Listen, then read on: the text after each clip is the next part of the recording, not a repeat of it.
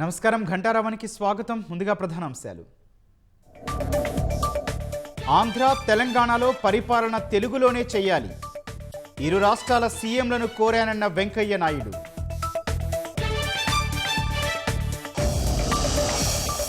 రాజధానిపై జగన్ తీరు మారకుంటే ఎన్నికల్లో మళ్లీ బుద్ధి చెప్తాం. పులివెందుల వెళ్లి వ్యతిరేక ప్రచారం చేస్తామన్న అమరావతి రైతులు. కోలాహలంగా ఆత్రేయపురం ఉత్సవాలు. ఆకట్టుకుంటున్న ముగ్గులు, ఈత పోటీలు.